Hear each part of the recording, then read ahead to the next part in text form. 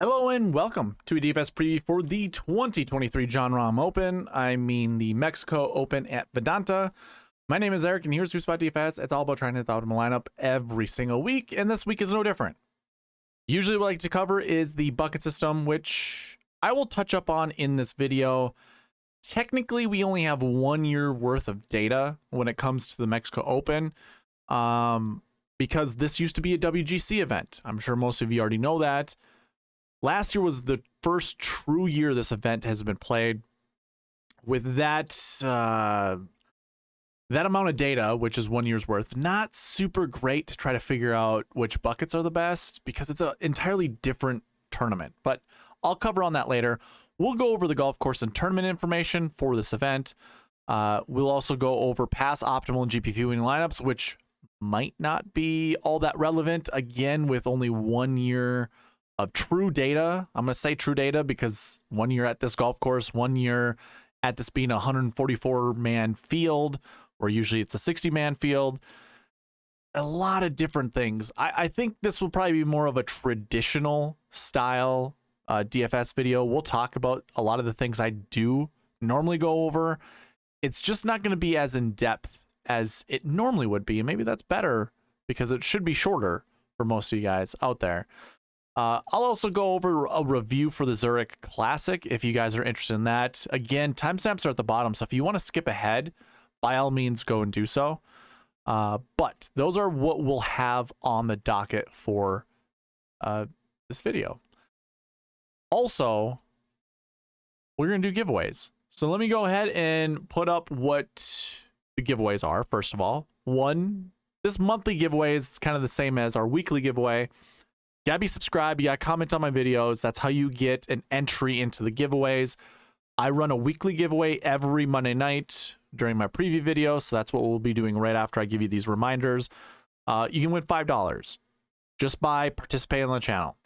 Now, those entries then go into the monthly giveaway, which you see on the screen. That monthly giveaway is either going to be $50. If we reach that sub goal, you can see all the way over there to the left. 520 out of 550, so we need 30 new subscribers. Or I won't be giving away $50, but I'll be giving away a t-shirt that has the SweetSpotDFS logo on it. So you're still going to win regardless. It just depends on if we hit our sub goal, I give away 50. If not, I give away a t-shirt. And if you don't want a t-shirt, I can give you a logo golf ball because I do have one of those available. Or I have a few of those available. So that is basically everything that encompasses the subscriber giveaway, as I used to call this. It's just those that are subscribed get a chance to win something just for participating on the channel. So that's available to you. Also, prize picks. If you haven't signed up yet, I have a link in the description below that'll send you to the prize picks homepage. You go to sign up, it'll populate the promo code SweetSpot in there all ready for you. You sign up using that promo code, put some money in your account. The minimum deposit is $20. I'm going to give you $20 back. So I'm giving you an opportunity to play this for free using the promo code SweetSpot when you sign up. Put $20 in your account, I give you 20 back. Plus, prize picks will match your deposit up to $100. So you're playing it for free, but instead of having $20 in your account, you will have $40 in your account. Also, go ahead and put $100 in your account if you want to. That way you get the full deposit match that prize picks is providing. That's always available to you. Again, link in the description below. Highly encourage you guys to go sign up on prize picks if you haven't. Pretty fun, pretty easy way of playing fantasy golf. Let's go ahead and get into the giveaway. So I have every unique entry. You know, if you commented more than once, I appreciate it, but you only get credit for one entry. And I had 31 unique entries during the Zurich Classic videos, as well as the review for the RBC Heritage. So with that being said, out of these 31 unique entries, Joanne is another winner. Joanne, we're going to have to figure out how many this is. If this is 3, it's another t-shirt or it's a golf ball. I can send you, it's a Titleist Pro V golf ball. It'll say SweetSpotDFS on it. It's not like, you know, the logo that you would normally, like, it's not this logo. It's just printed SweetSpotDFS on it. So if you're interested in that, I can certainly provide that. Or if you want another t-shirt, we can do that. Or if we want to just bank it, we can do that, because I will put another merchandise order somewhere down the road. Instead of having a black t-shirt or sweatshirt, it'll be a white one. Plus, I also have all these badges for my logo that I can post on other merchandise stuff. So anyways, Joanne, you can always email me. Let me know. Again, I'm not sure how many this is. This is 2 or 3. And we'll go from there. So congratulations, Joanne. Always appreciate your support and your participation. So congratulations, Joanne. Outside of the giveaways, there we go. I also have a cheat sheet that's available to all of you. You can find that in the link, or you can find that in the description. There's a link there. Go ahead, click on that, and you'll be sent to a page that looks like this. Now, it is a little empty. We don't have the tournament information. These are your starting holes, which, of course, I need tee times for. But everything else that I will be going over in this video, you can find on this spreadsheet. Again, link in the description below. There are also some missing pieces. So right here, you can see that says die. Really, if I do die, it's not available. I don't have Paspalum grass, and that's what we'll go over with the tournament and course information. I don't have the grass stats for it, so that's pretty empty. We also don't have strokes gain stats for last week, so this is empty. So it feels like it's incomplete, but it's completed.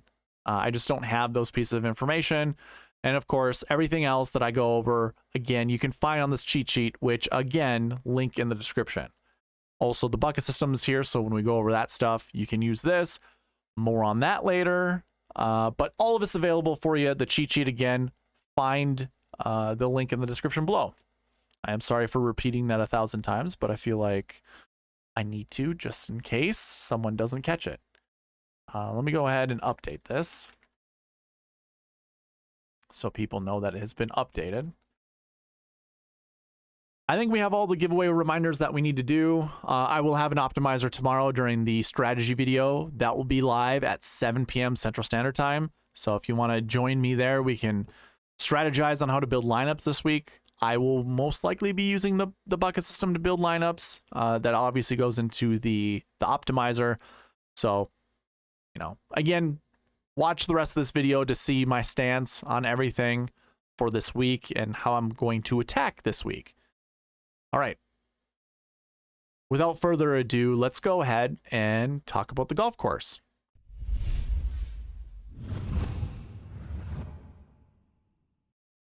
So I don't have any descriptions for Vidanta Vallarta, which is a big L. My bad. I thought I would have this information and I don't. Bummer. I'm not gonna. I would probably restart the video if I'm being honest, and go in and try to find all the shot shapes that I think are required. It's a par 71, 7,400 yards. At least I have that information in. It is Paspalum grass. I'm gonna actually just remove this and we'll get on to the tournament. Paspalum, which I also don't have stats for, so we're not gonna be talking about Paspalum grass. I don't necessarily think there's much you can use. From what I remember the tournament being last year, golf course is pretty straight away. It's a resort style golf course, so it's wide fairways, big greens, relative to average. You would think it's a scoring fest, but last year our results, we had 17 under with John Rahm. I would have thought, I remember the conversation heading into the event that this was going to be an easy scoreable golf course where we were going to think like 20, 24, somewhere in there, under par was going to win, and it didn't. It was 17. I do remember the broadcast last year talking about, you know, the course is a little bit more challenging than what's perceived. So if you're doing any research when it comes to like the golf course, first of all, be careful out there, because I know some people like to do hole by hole analysis and not provide you, you know, really anything of benefit. I mean, how I typically do it, and again, I'm sorry for not having that information for the golf course, trying to figure out who has an edge when it comes to shot shape is probably the thing I would look at the most. If there's any forced carries or any layups that need to be done, those things should be taken into consideration. Sometimes the architect, this is a Greg Norman golf course, so he is your architect. You could use that as data points. I'm not sure I agree with most people out there that have comp courses to this. Sure, use them sparingly. A lot of comp courses, more often than not, use the results of golfers at each event. So if there seems to be a strong correlation, they think that's a, like, say Matt Kuchar was playing this event. Well, he plays at the RBC Heritage. He also plays at Mayakoba Golf Classic, that kind of stuff. If he had played well at this event, people will lump those in and say, hey, these courses are comp courses. You got to be careful with that type of information. Really, the only comp course that I can think of, I should say this, the only criteria that, to me, that comes to comp courses are forced carries, forced layups, dogleg lefts, dogleg rights, drivable par fours, and hazards. Like, if you aren't looking at all those pieces of information and where their strengths and weaknesses in people's golf games, I think it's all irrelevant. So I would say do that. I apologize for not having that information for you. I'm not even going to try to tackle the golf course information outside of what I just did. I guess the one thing what I could do, go to the tournament fact sheets, go to the PGA Tour. They don't even have it up here either. So it's a broken it's a broken event. Not a lot of golf course information, unfortunately. So yeah, that's a bummer. There's nothing else we can really do about that. Some other data points that I think I would use, maybe winning score, maybe the cut information. Like if we look down here, the cut was -2. Obviously, people who missed the cut were -1 and below, so the cut was at -2. Keep that in your mind. Use those as data points when you're looking at, golfers who do well at tournaments like this, where the score is between 15 under and 20 under, or 16 under and 20 under, and your cut score is, I'd say, -1 to -3, if I'm being honest. So that's really all that I have for the golf course portion of this. For your tournament information, there's 144 golfers in the field. There were some withdrawals. Davis Riley was one of them. He's not on my list, as you can tell. He was like $9,800, or he is $9,800 in DraftKings, so be careful playing him. Should have big, red letters or a big red circle that says out. Don't play Davis Riley. And also be cognizant of any other withdrawals that might be happening. Your strength of field's 117, at least that's what I've calculated using the old methods of strength of field. 48 points are going towards Jon Rahm, or Jon Rahm provides 48 points of this. You take him out. Let's see, do I have a running total? I do. 69. Nice. But that is your strength of field without Jon Rahm in it, which is incredibly weak. This is Corrales Punta Cana levels of weak. And if you wanted to use a tournament like that, by all means, go and do so. The scoring is probably a little easier there. But outside of this, you've got Rahm and Tony Finau. They're probably the only guys inside the top 50. Let me go ahead and put a filter on this. We can double check this.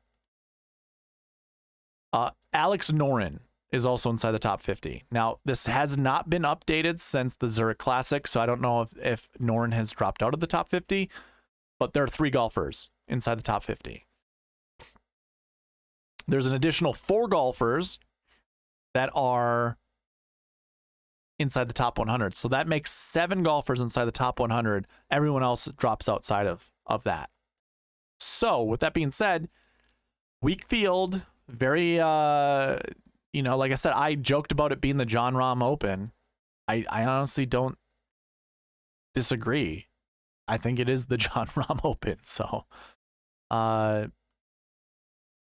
that's really all that I have. I'm not going to go like, player by player, salary by salary. It's a weak field event.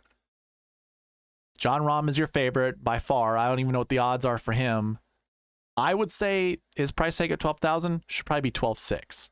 But this is the tournament and golf course information portion of this.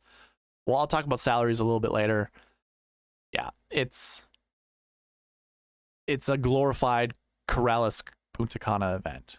So, which is kind of sad because this is the Mexico Open. This is their national championship. So you do have qualifiers down in the 6K range that have qualified through the different qualifying stages in Mexico. I'm guessing like Omar Morales. You know, obviously we're looking for Spanish names. There's a few of them down here. I don't know how many spots they kept open for this event, but either way, this is Mexico's national open, just like our U.S. Open. So there is some importance to that, or that goes along with that. You could probably use old Corn Ferry Tour information or Latino PGA Tour America data if you wanted to. It's just when you put the best golfers in the world on, or in an event where we might have golfers who have played here before who have won this event on either the Corn Ferry Tour or whatever, it won't matter because, you know, when you have John Rahm in the field, it's John Rahm. It's John Rahm time, essentially. So, yeah, that's all that I have for the tournament and golf course information. We can go ahead and get to the next section, which is pass optimal and GPP winning lineups. So again, like I said earlier on in the preview video, that we really truly have 1 year worth of data, and that's 2022. This is the first year that this tournament has been played at this golf course, Vidanta at Vallarta. It also is the first time this event has been more than 66 golfers in the field. So like if we go back to 2021, this was the Workday, what was it called? The Workday Charity Open or something. The Workday, I think it was just, I just called it the Workday WGC event, or WGC Workday. I think that's what it was. And you can see there were 72 golfers in the field. So when we look at pass optimal lineups in 2021 and 2020, let me hide some of these things. I forgot to hide them. 2019, this isn't the same event. It's not even close. We don't, like the strength of field for these other events that I have salaries for and pass optimal lineups. Those were limited field events where your strength of field was probably 600 or greater, maybe 500. I guess what I could do is just look.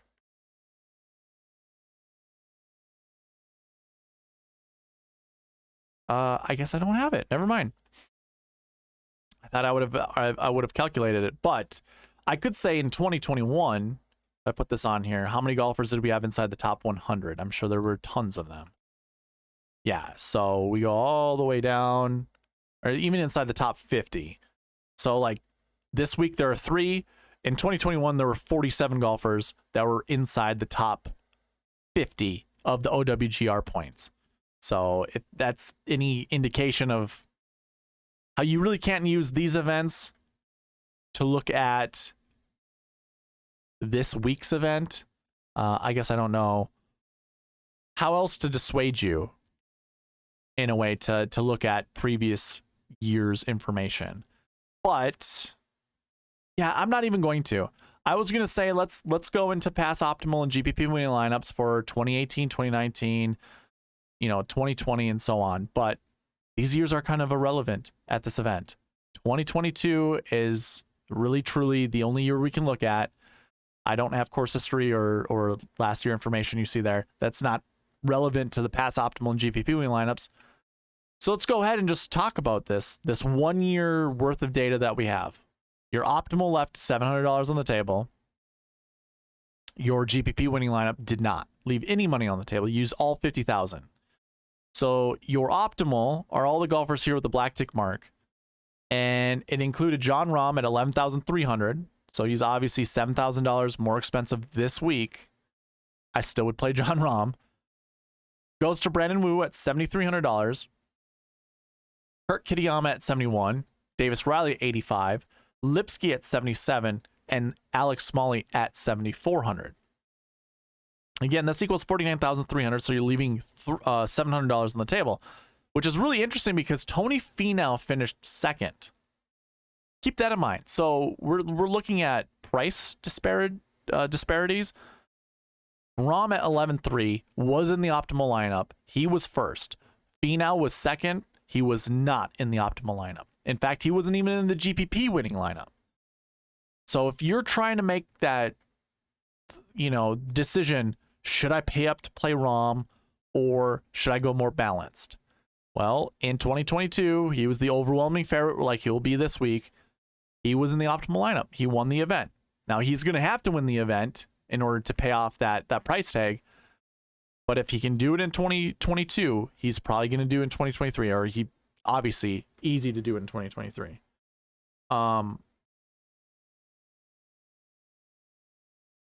If you look at the rest of the golfers up here with their salaries, you can notice there's 2 9K golfers, 1 8K golfer, 2 10K golfers. The rest are 7K.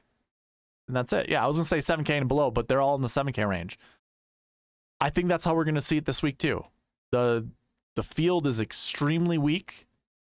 There are 6 and 7K golfers that are just as volatile. I should say it differently. There are 9 and 8K golfers that are just as volatile as the 7 and 6K golfers. So I don't think there's really an edge, going balanced versus going stars and scrubs. So that's my personal take on it. Now, your GPP winning lineup last year, use up all $50,000 of the salary, started with Rahm, but we went with a 10-9 start. So Rahm down to Cam Champ, and then it was 4 7K golfers. Brandon Wu, Kurt Kitayama, David Lipsky, and Emiliano Grillo. That took up all 50,000. I could see a similar build this year, taking down a GPP winning lineup. And I guess I'll save it for the review. Someone hit the Sweet Spot Optimal. I'll bring his name up during the review. But I think we pay up for Rahm, and maybe we don't go to a 9K golfer, we go to an 8K golfer. Pretend this is $12,000, meaning you'd have to give up $700. So 700 from Cam Champ goes down to 8,700. Boom, we got our Davis Riley. Something like this can work out this week.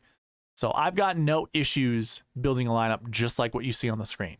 Going 10-8, 4 7s, 10-8, 3 7s, and a 6, something to that effect. And yeah, that's going to cover the pass, optimal, and GPP winning lineups. Like I said, not much we can really look at since this is really the second full year that this event has taken place. So that's what I have for you when it comes to pass, optimal, and GPP winning lineups. How about this? Let's go ahead and get into a review for the Zurich Classic.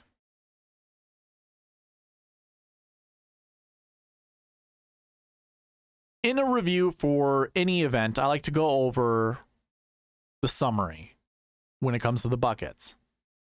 There's an issue with this, though. Because it's a team event, we have double the amount of golfers inside the top 10.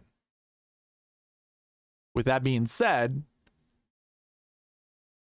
my numbers get all jacked up when it comes to validating whether or not the buckets were successful or not. So I can't really provide you information as to whether or not all of the buckets were successful or not, like the projections that I had. What I can do, though, is tell you that I did create a Sweet Spot Optimal that followed all of the buckets. I'm trying to think. Let me I see one discrepancy already. Last year twos. There were 3 in the Sweet Spot Optimal, but I'm only projecting 0 to 2. Interesting. Maybe I selected the wrong guy. Oh, I know what it is. Again, there are 10 golfers. That's why. See what I'm saying? It gets all jacked up. So even when I have this on the screen, there are technically 12 golfers that finished inside the top 10. or that are technically in an optimal lineup. So that's, yeah, it doesn't work out. So like I said, with it being a team event, the numbers get all wonky. I can't really validate it for you guys, but I did create a Sweet Spot Optimal, and I will show it to you guys on the screen.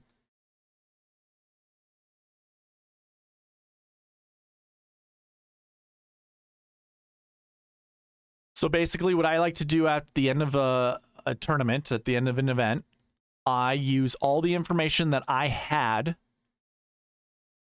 leading into the week. I use their group numbers. You know, for this week, it was their team number, their salaries involved, all of the buckets that they're included in, and that obviously goes into the conditionals here. And when I build a lineup, I get the one that you see on the screen, which is really interesting because there was actually a member of the DFS community that had the Sweet Spot Optimal. And it's funny because he commented on my video for the optimal lineup saying, "Oh, so close."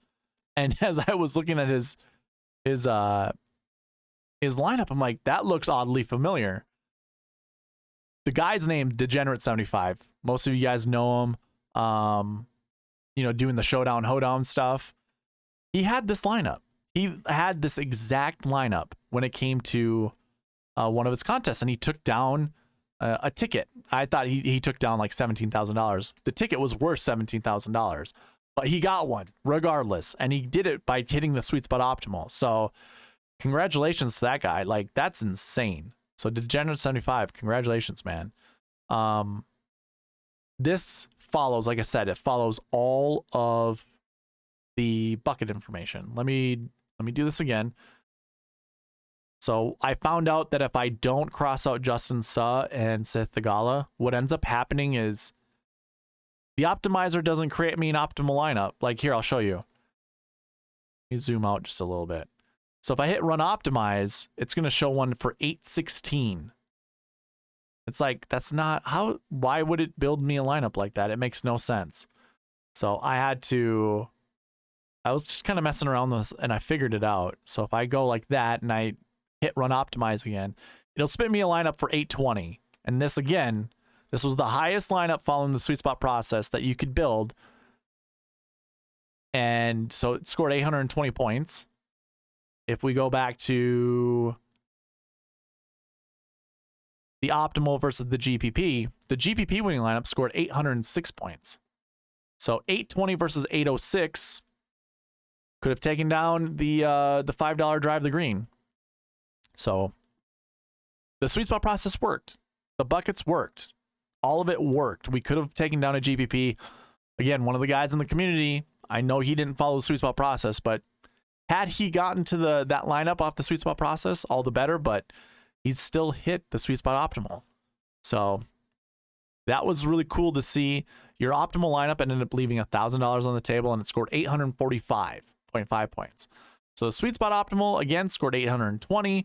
Your optimal scored 845, and your GPP winning lineup scored 806. Each lineup used up $49,000 at least, but the optimal left $1,000 on the table, whereas the GPP winning lineup and the Sweet Spot Optimal only left $100 on the table. We talked about this during the preview video when we went over really pass optimal and GPP winning lineups for the Zurich Classic.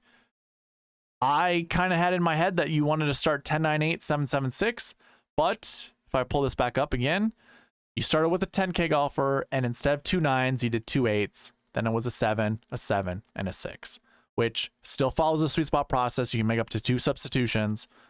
Our 9K goes down to an 8K, and boom, we got it. I was a bit stubborn when it came to building my lineups. I just did the 10-9-8, 7-7-6. I did have a lot of Wyndham Clark and Bo Hosler lineups. It just wasn't good enough, and I didn't have them mixed in with the right golfers.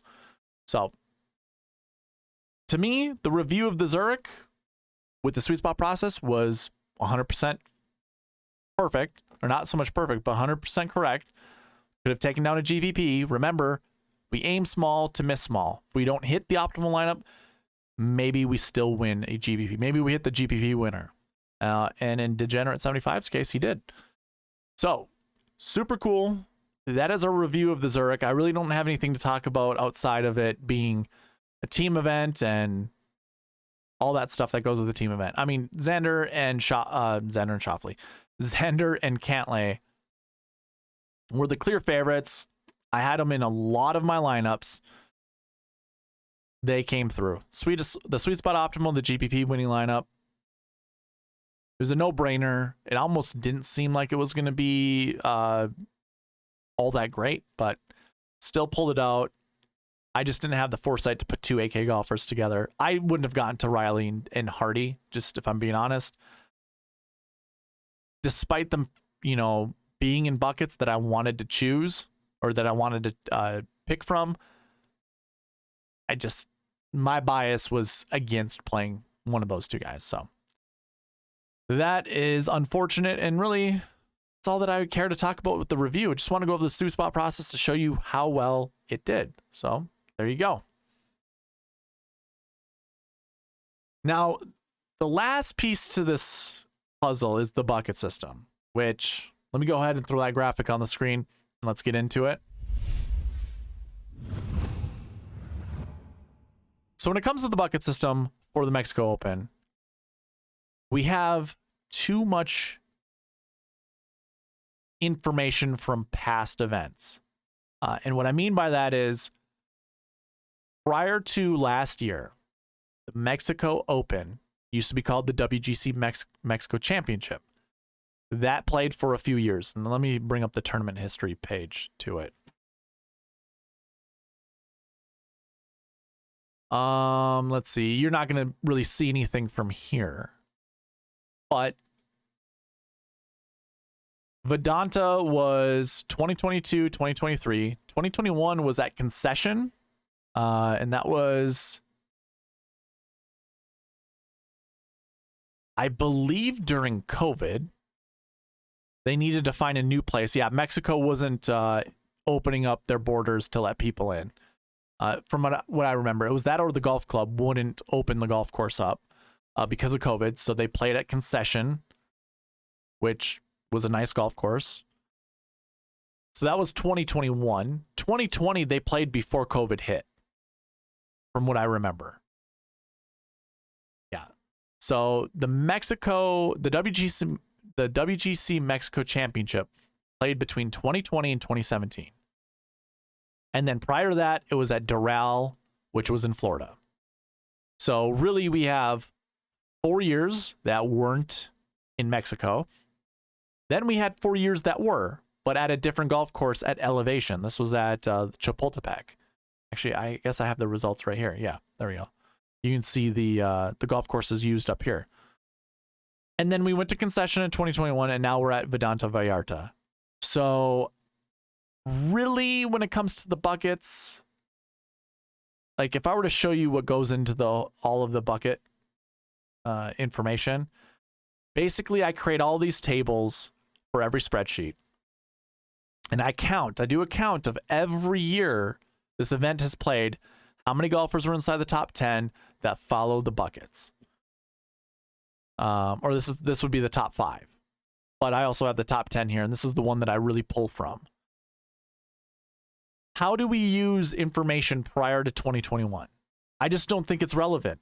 I don't think that's what we should do. So this is last year and last week. So this is your last week table. This is your last year table. I also have my course history and recent form tables right here. I just don't see how we go. These were also different events. So I mentioned this in the preview earlier. You know, in 2021, 2021, we had 72 golfers in the field. This was a WGC event. Strength of field was really strong. We had, I said it earlier in this video or early in the preview video, like 40 some golfers inside the top 50 that were playing in this event. This week, we have 3 golfers that are inside the top 50. So, like, it still doesn't, we can't really do a one-for-one comparison. So if I were to go back again, every single year, we had 70 or less golfers every single year. How do we compare that to this year or last year? Last year we had 144 golfers. Now what I could do, or what I could say, is we could look at last week buckets and we could still look at recent form buckets, but just for last year. Because that kind of would help. So basically what I would do is give you the raw version instead of looking at like the summary page that I typically do and giving you the projections for each of these buckets. This is taking into account every year that this Mexico championship, where it evolved from. Again, concession, Mexico championship, the WGC Mexico championship, and the WGC Cadillac championship that was played at Doral. That's where this event originated from. Now, you could say we probably should just get rid of Doral because that wasn't even in the same country. We could also get rid of concession because that also was not in the same country. But we still have the issue of the other WGC Mexico championships, not just to say other, but the WGC Mexico championship. If we're using that information, those are your best golfers. So the stats are going to be skewed, which makes this really problematic when it comes to the buckets. Now, last year, just to give you kind of the raw stats, I didn't have a last year bucket because technically those golfers who played the year before or the concession championship, it's not the same event. So I'm not going to use last year's stats. Same applies for the course history bucket. I didn't use course history bucket, and I wouldn't use it this week either because there technically isn't any course history. There's event history, there's tournament history, but then you would have to lump in those WGC events. So really difficult to do that. Last year, if we look at the event played prior to, it was the Zurich Classic.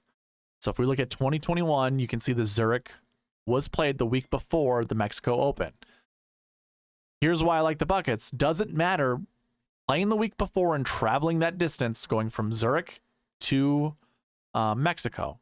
Obviously, it goes from Louisiana to Mexico, which seems like a pretty decent travel time. Like, I don't know how long it takes them to fly. Probably not. It's probably going to be the same as if they had an event in California. So I don't think it really matters if they played at the Zurich Classic. I don't think they're going to be tired. Remember, we used to have that conversation when it came to the WGC Mexico Championship, where they would come from what event? Yeah, so it was earlier in the year. They would go from the Genesis in California, fly to Mexico, and it's like, I don't know, is this kind of a bad thing? Like, are they going to be tired? Are they going to be jet lagged? That kind of stuff. Even in 2018, they were at the Honda Classic, which was in Florida. We had that conversation back then as well. I don't think you have to worry about that this year. Because if we just take a look at 2022, we had several people play the Zurich Classic the week before and finish inside the top 10. In fact, we have 1, 2, 3, 4, 5, 6 golfers. So take that into account. And of course, I also keep track of the recent form. So those are probably two buckets we could actually look at. And even if we wanted to use all events dating back, it's still always good to know, especially playing at the Mexico Championship. Playing the week before, is it a detriment? So, again, we could use the raw stats here. You can see having a top 20 finish is pretty beneficial. This is the last week bucket. I know it doesn't say it above it. This is technically one big table. The top one is last year, bottom one's last week. You can see kind of indicates it right there. So you can see pretty high, or not to say pretty high, but a pretty good number of golfers every single year who played the week before finishing inside the top 10, or I should say playing the week before and having a top 20 finish at that tournament before, coming and playing this week's event and finishing inside the top 10. In fact, 22% of all golfers from this bucket have finished inside the top 10. And that's an 80% frequency rate, which is looking at every single year this event has happened and counting at least one time, dividing it by the total amount, comes out to be 80%. So 8 out of 10 years. Having a top 20 finisher from the week before finished inside the top 10. So that's pretty good. We have kind of the same number when it comes to that 20 to 40th place. So having a top 40 finish coming into this event is pretty decent. I mean, like the week before, not, time before. The week before that event, if you had a top 40 finish, pretty decent. Outside of that, it's, well, I guess even having a top 60, that's a pretty high success rate. The success rate is looking at the total amount of golfers from this bucket and inside the top 10 and dividing it amongst the total amount of golfers. I shouldn't have done it that way. The total amount of golfers in that bucket overall. So, super interesting. Why do I have a success bucket for this? Oh, that's cuts made. My apologies. We're looking at this number down here. So we had 38 golfers total from this bucket. And from the top 10, we had 8. Trying to do my math in my head. Yeah, we divided it by 4. That's pretty, yeah, it'd be 20%. Not a high frequency rate, so don't get it twisted. Half the years you have 0 golfers from this bucket inside the top 10. Anyways, I'm trying to pull as much information out of this as I possibly can. It's more of the mechanical way of doing it, very raw data style. But now you get to see what I usually look at from week to week. Missing the cut the week before, by the way. Every single year we've seen at least one golfer who's missed the cut the week before finish inside the top 10. And same goes with golfers who did not play the week before. So there's a higher frequency or, a higher number year to year here. But with 11% success rate, that means a lot of golfers come from this bucket. So if I were to show that in the summary, and we're looking at last week's sixes, normally we see about 40 golfers every single year, and we have 48 this year. And actually, I'm projecting somewhere between 3 to 6 of the golfers who didn't play last week to finish inside the top 10. Again, there are 40 of them. I think somewhere between 3 to 6 will be inside the top 10. I think that's pretty solid. So that's one way to look at this bucket system stuff. Again, this week is extremely unique because this is really the second true year this event has played. And unfortunately, I don't have a universal bucket system that we could just, pull on to give us better answers to this stuff. We will be skipping the course history buckets. So let's go ahead and I'm just going to go ahead and put a filter on this. So we're not talking about last year. We're not talking about course history. We can talk about the other ones, though. So we just kind of finished up last week. Kind of all over the place, but hopefully you guys are following along with me. The only one true bucket to be confident in would be your last week's sixes. The rest of the buckets have less, not as many golfers. I should say from the last week stat category. They don't have as many golfers in that bucket. Oh, it's actually flipped. I'm sorry. They actually have more. So you remember we were going over the high success rate of having a top 20 finish. There are 18 golfers in that bucket. High success rate with that 20 to 40 range, we have 16 in that bucket, where we normally see 7 and 10 respectively. So one bucket we don't have to look at is that 40 to 60 range because it's a team event. Those teams aren't going to be worse than 35th place. So we don't have any golfers in those buckets. So really, last week 1, last week 2, missed cut and did not plays. I think you could go one golfer that top 20 last week, one golfer in that 20 to 40 range, and one golfer who missed the cut, and then the other 3 golfers who did not play, and build your lineups that way. Of course, that's one piece to the puzzle. We can look at recent form buckets.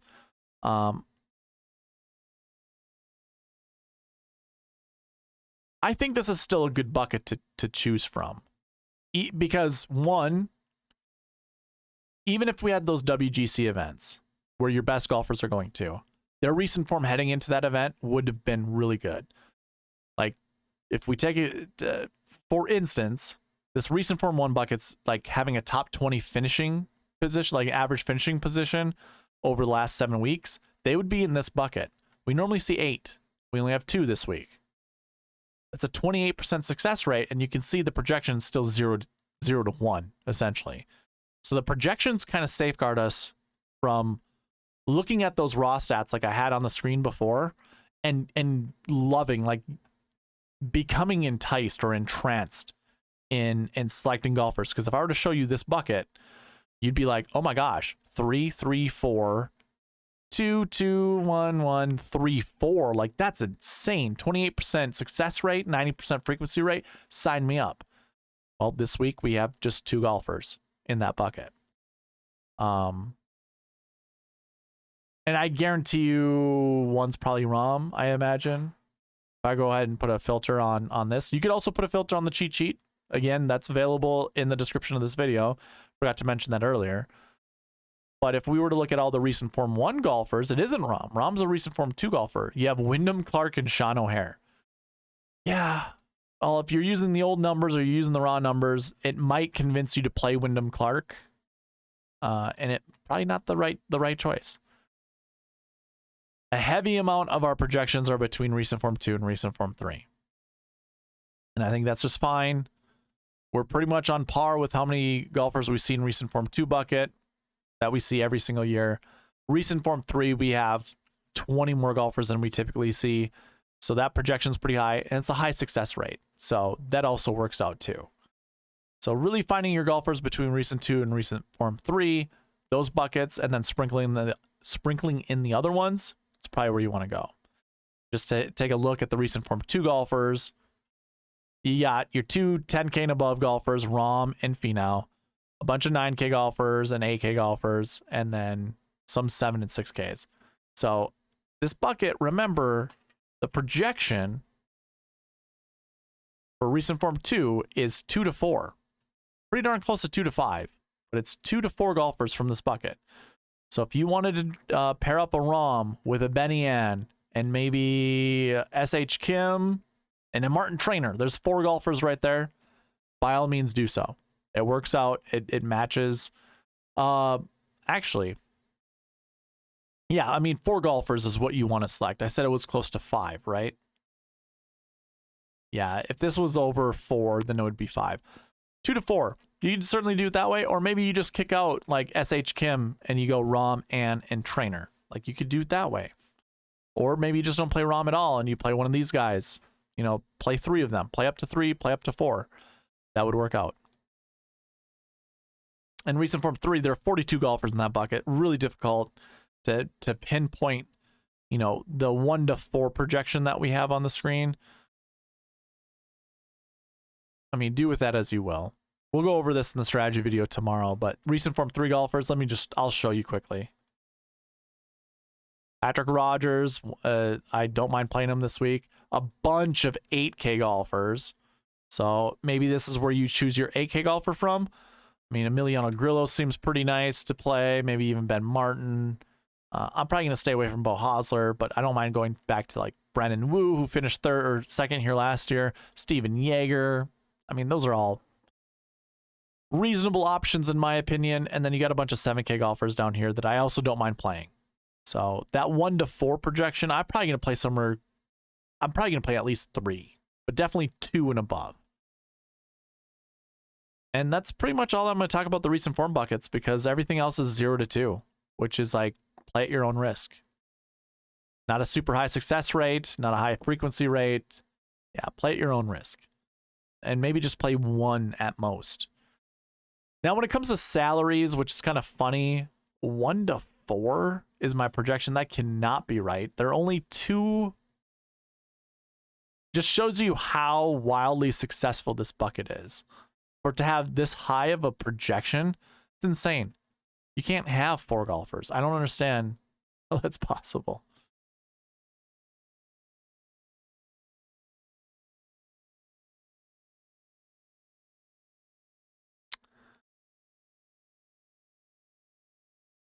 That's insane.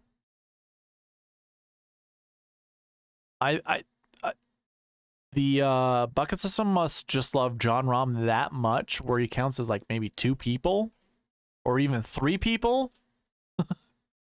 1 to 4? How is that even possible? That makes no sense to me. I've got my calculation in here. I'm trying to figure out how it calculated that. Takes into account all the success rates, the amount of golfers in the bucket this week, and the strength of field that's going towards that bucket. Yeah, so it's just pointing us to Rahm. Just Rahm. Just continue to play Rahm.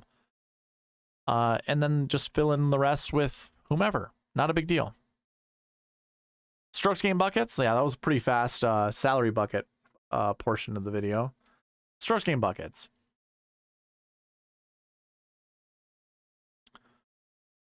Your strokes gained 1, projecting 2 to 4. There are only 5 golfers in that bucket, and guess what? Rahm is one of them. So if you're in the cheat sheet and you're taking a look at this, this is all color coded. So you could actually go sort from top to bottom, like A to Z on the strokes gained bucket, and you're gonna see it's all color coordinated. Yeah, Rahm is in this bucket with 3 other guys that are 9K and above, and then Cameron Percy. You can just exclude Cameron Percy out of this. I don't mind playing like Rahm and Rogers. I kind of mentioned this in the Turn podcast that I was on earlier today with Andrew Putters. You can find that on YouTube. Just Google or go in the search bar and go The Turn. I talked about golf there. Or on Twitter, you can follow them at The Turn there. You can also look at my follows and probably figure it out from there. But Andrew Putters, Joe Nicely, they're the what's the word? I mean, they're the creators of The Turn, but I'm trying to think the host and co-host of The Turn. We talked about golf there, and I said Patrick Rogers was one of my favorites. I know a lot of people will probably go to Wyndham Clark, and if you're one of them, that's fine. He's in a bucket that says play him. And again, the projection's 2 to 4. And that's to be inside the top 10. That's not to say pick 2 to 4 golfers. That's how many golfers from here I think are going to be inside the top 10. And if it's up to 4, that actually puts in a large consideration to maybe not play John Rahm and play, 2 or 3 of these guys if you can fit them in a lineup. Probably not 3. You probably just fit 2. But if you can do 3 like Finau, Clark, Rogers, or even if you wanted to mess around with Cameron Percy, by all means do so. It's available to you. The next bucket, 0 to 1. Strokes gained 2. There's not a lot of golfers in this bucket that are worthwhile, it appears. I mean, I like S.H. Kim. I'm probably not touching Nikolai Højgaard. That's a very expensive price tag, but at the same time, I kind of do want to play him. Bo Hosler, whatever. Don't care. I do like S.H. Kim. I like Hodges. Eckroat, Sig, Schmid. Those are all golfers I don't mind playing. Probably stay away from these bottom 3 guys. Although Michael Gligic kind of, for whatever reason, I'm very intrigued, very interested in playing. But yeah, your projection here is 0 to 2 of being inside the top 10. So play at your own risk. Strokes gained 3. This is going to be a higher projection, 1 to 4 to be inside the top 10. That's a pretty good. I think that's a pretty good projection. So here it's a bit larger. You got Gary Woodland at the top, Taylor Pendrith. I do like Pendrith. I like Benny Ann as 9K and above golfers. I like Rye, Martin, Grillo, Smalley, Brandon Wu, Steven Yeager as my 8K and above golfers. I actually don't even mind MJ Duffy, if I'm being honest. I like Gordon. I like Liss. I like Bramlett, Batia, Hoffman, Norman, Yuan, Nunez.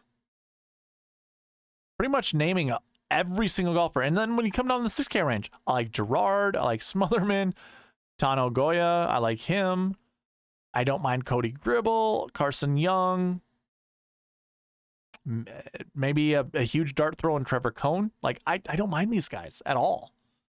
So lots of choices there. Again, I'm projecting 1 to 4 to be inside the top 10 there. And then when we look at the rest, it's, well, strokes gained 4, 1 to 4.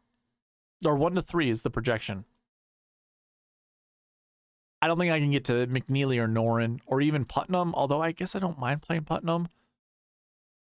No one really strikes my fancy when it comes to building any golfer, like building a lineup with any of these golfers. Like Eric Cole. So if you want to do like a Corrales Punta Cana like correlation, Matt Wallace won that event. Perhaps he could win this event. Probably not, but maybe. I think Eric Cole has a lot of upside. 23rd in my model. Pretty darn good. Peter Malnati seems safe, but maybe not. Ben Taylor, by the way, 18th in my model. $6,800. Maybe this is where we find one of our 6K golfers. I like him. I like Martin Trainer. I like Tyson Alexander. I could actually get behind a Bryce Garnett, who I think has played well at the Corrales Punta Cana. I was going to say, I think he won it before. Not positive off the top of my head, but not bad plays there. And that's probably all I'm going to talk about when it comes to like strokes gained 4. 5 and 6, I just say play sparingly. We do have EVR down here, who is a guy that I don't mind playing. If I'm playing EVR, I'm not playing any of the other guys that have this pink color next to them. I'll just stay away from that.